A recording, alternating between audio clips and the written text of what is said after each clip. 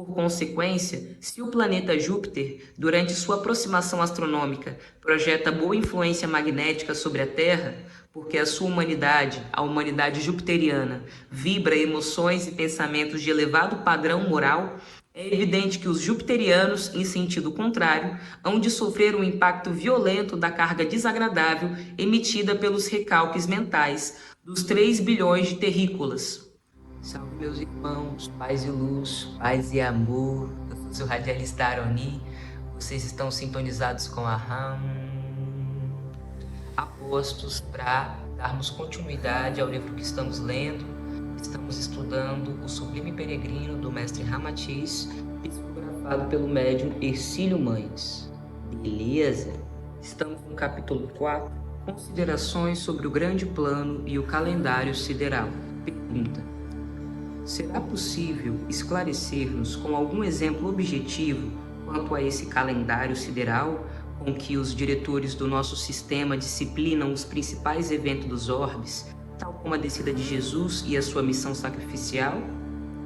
Ramatiz: se no vosso mundo há um calendário para disciplinar todos os fenômenos e os fatos da vida humana, dividido em pequenos ciclos chamados dias, semanas e meses, e grandes ciclos denominados anos, séculos ou milênios, é evidente que a administração sideral também possui o seu modo especial de marcar os acontecimentos que se sucedem no cosmos, com relação a cada planeta e sua humanidade, dentro de uma convenção de tempo e espaço.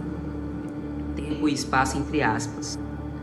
Porventura, as principais datas nacionais de vossa pátria, e o Natal ou o Ano Novo, já não se encontram devidamente determinados no calendário terreno, para que não aconteça confusão, desmandos ou imprevistos?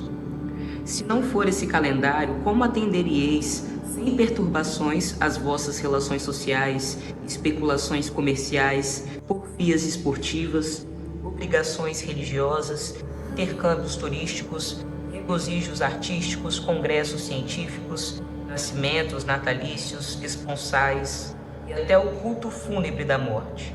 Sem dúvida, a administração de um sistema solar e mesmo de um orbe é bem mais complexa e importante do que o controle das atividades humanas, e os seus motivos também exigem um sistema ou ordem capaz de prever disciplinadamente todos os acontecimentos futuros mais importantes. Assim, como o homem coordena o simbolismo do tempo em sua mente finita, graças à tabela do seu calendário, a administração sideral disciplina os seus eventos cósmicos, prevendo, marcando e controlando os acontecimentos principais que se sucedem e se desdobram no decorrer de um grande plano. Os diretores do sistema solar, ou do berço da Terra, também precisam situar-se na ideia de tempo e espaço, entre aspas, para interferir no momento justo das necessidades de reajuste planetário e intensificação espiritual das humanidades dos orbes sob sua direção. Eis, pois, o sentido da astrologia. Eu amo! Que aqui ele vai dar total legitimidade para o estudo astrológico, entendeu? Coisa que a nossa humanidade ainda não botou fé completamente, não reconheceu como ciência, como estudo avançado, espiritual. Aqui agora Ramatiz, ele assina embaixo da astrologia. Vamos lá, vamos ouvir. Eis, pois, o sentido da astrologia. Ela é o calendário sideral e a marcação cósmica de que se serve a administração sideral do orbe para assinalar os eventos excepcionais em perfeita concomitância com o próprio calendário do homem. A ciência acadêmica zomba dos acontecimentos previstos nos esquemas zodiacais, mas ainda ignora o mecanismo que disciplina o processo astrológico. Até a Idade Média, a astrologia foi considerada uma ciência. No entanto, quando o clero se apoderou de suas bases científicas e as deixou misturar-se com as lendas miraculosas tão comuns às fórmulas das religiões em crescimento, então ela se deturpou no seu verdadeiro sentido e interpretação. A astrologia, em verdade, é o espírito da astronomia, que se manifesta pela sua influência fluídica e magnética na composição de signos, situações de astros e conjunções planetárias. Aliás, não nos referimos ao comércio de horóscopos a domicílio, que assinalam os dias favoráveis para os bons negócios ou os dias aziagos para os seus consulentes, em concorrência com a Buena Dicha dos ciganos. Ela é o calendário sideral, cujos signos significam os dias comuns, sucedendo-se no mesmo ritmo limitativo e semelhante à marcação da folhinha humana. As conjunções, no entanto, seriam as datas excepcionais, os marcos mais importantes e menos frequentes. A astrologia, como um calendário sideral, que limita um tempo dentro do mesmo ciclo de criação e dissolução do cosmo material, facilita aos diretores do sistema solar prever o momento em que se efetuam as modificações da estrutura dos orbes e os eventos evolutivos ou expiativos de suas humanidades.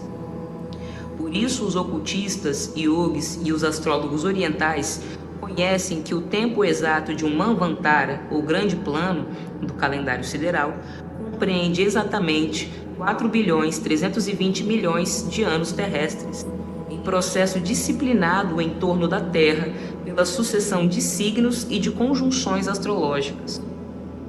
Assim, quando a Terra se colocou sob a influência suave do signo de Peixes e da conjunção de Saturno, Júpiter e Marte, era o momento exato de Jesus nascer, determinado e escolhido pelos mentores siderais, assim como podeis situar o Natal para a realização de algum fato de importância em vossa vida. O certo é que não houve deslocação de uma vírgula no esquema sideral do universo para Jesus nascer sob o signo de Peixes e da conjunção de Saturno, Júpiter e Marte. Tudo já estava previsto nos planos da engenharia sideral e na sucessão do atual grande plano em que viveis. Pergunta: comumente, os astrólogos predizem acontecimentos bons ou maus para a nossa humanidade, baseando-se unicamente na leitura dos astros e na sua posição zodiacal, sem qualquer predisposição da existência de um calendário sideral, conforme nos informais. Que dizeis? Ramatiz: realmente, não é preciso muito conhecimento para os estudiosos da astrologia verificarem que, sob a conjunção favorável dos astros, só ocorrem fatos e acontecimentos louváveis para a humanidade, tal como o nascimento de Jesus, o início da era cristã, o renascimento das artes e das ciências benfeitoras, ou então períodos longos de paz. No entanto, as situações astrológicas entre os orbes de fluidos discordantes ou de má combinação magnética marcam acontecimentos indesejáveis, que modificam a paisagem do orbe, ou eventos trágicos como as revoluções e guerras, onde se trucidam homens, mulheres e crianças. Em geral, os astrólogos tomam o efeito pela causa e supõem que a boa ou má influência de certo astro é que realmente determina os acontecimentos bons ou maus do mundo. Na verdade, os fatos favoráveis ou desfavoráveis preconizados pelos astrólogos já se encontram determinados há muito tempo. Eles eclodem sob tal conjunção ou signo zodiacal não por força fatal dos astros, mas porque são acontecimentos kármicos previstos para tal circunstância no esquema da astrologia.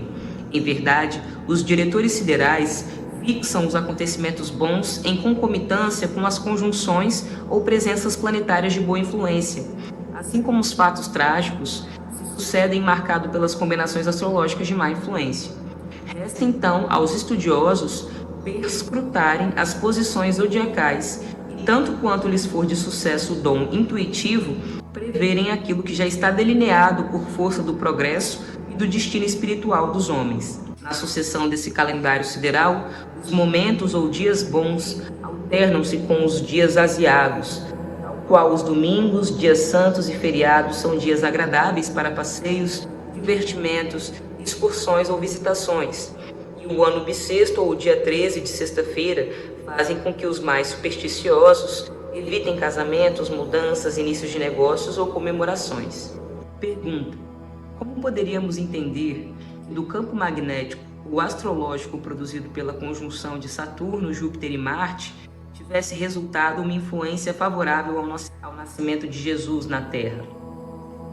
Ramatiz: as influências astrológicas predispõem o temperamento ou as iniciativas das criaturas, mas não determinam nem impõem destinos, pois estes já estão traçados há muito tempo. Eles se sucedem ao surgir de tal astro, sob certo signo astrológico, porque foram marcados e previstos. Não são as combinações planetárias como o ascendente, o descendente, ou a dominante de alguns astros e signos astrológicos que criam os bons ou os maus presságios na navegação marítima, no transporte rodoviário, aéreo ou ferroviário. Os eventos felizes ou as perturbações trágicas nas famílias e nos agrupamentos humanos.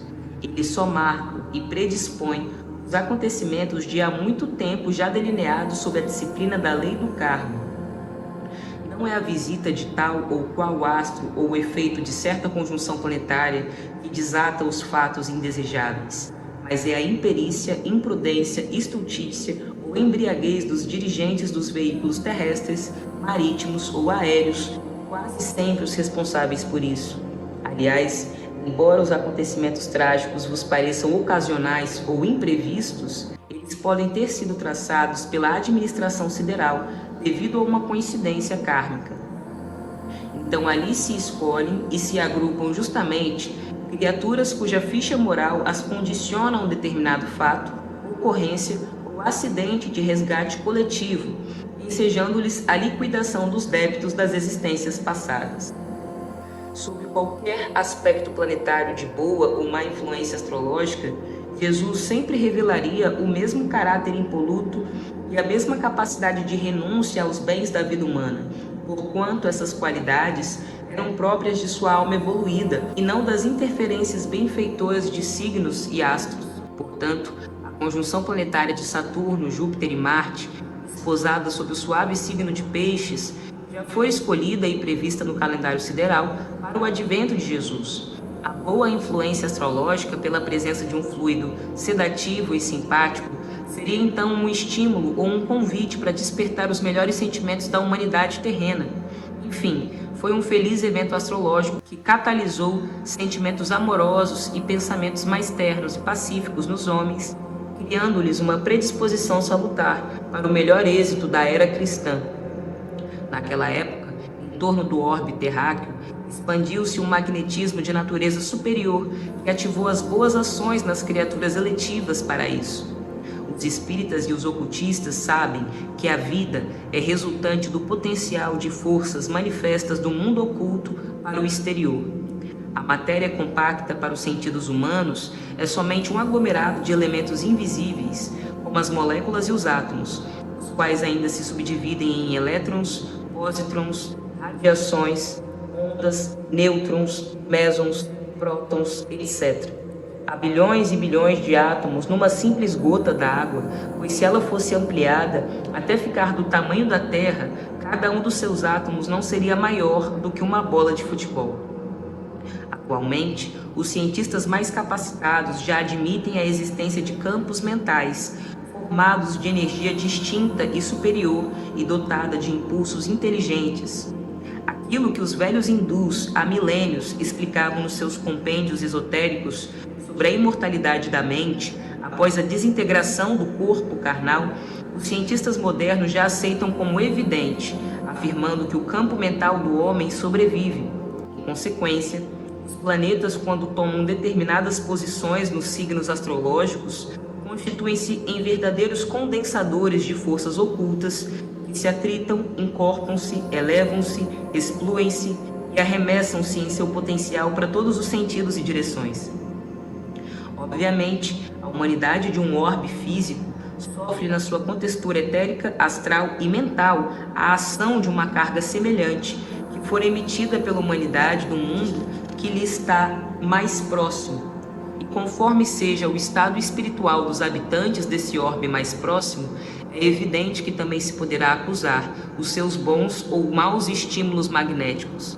Independente da distância física existente entre os astros, eles estão interligados ocultamente pelas forças que emanam de todo o universo e fluem em todos os sentidos. Por consequência, se o planeta Júpiter, durante sua aproximação astronômica, projeta boa influência magnética sobre a Terra, porque a sua humanidade, a humanidade jupiteriana, vibra emoções e pensamentos de elevado padrão moral, É evidente que os jupiterianos, em sentido contrário, hão de sofrer um impacto violento da carga desagradável emitida pelos recalques mentais dos 3 bilhões de terrícolas. 1964.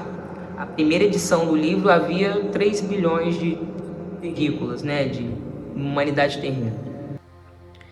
A conjunção Saturno, Marte e Júpiter, cujo rio planetário transporta uma carga humana moralmente superior à da Terra, então produziu um acasalamento de fluidos bons, que embeberam o vosso mundo de salutar influência e predispôs os terrícolas a sentimentos mais elevados. Assim, os homens bons, amorosos e pacíficos, sob a influência planetária benfeitora do manto suave do signo de Peixes, tornaram-se mais predispostos à bondade, paz de espírito, ternura e mansuetude, compondo na atmosfera da Galileia um campo psíquico favorabilíssimo para o advento da era cristã. E, evidentemente, os maus, os belicosos e os irracíveis, sob tão boa influência, sentiram-se estimulados a melhorar os seus impulsos animalizados. Meus irmãos, então por hoje é só. Gratidão. Mais um dia de estudo, muito bom, muito bom. Crescermos em consciência, em conhecimento. Vocês estão sintonizados com a RAM. Eu sou seu radialista Aroni, na Marie, câmbio desligo.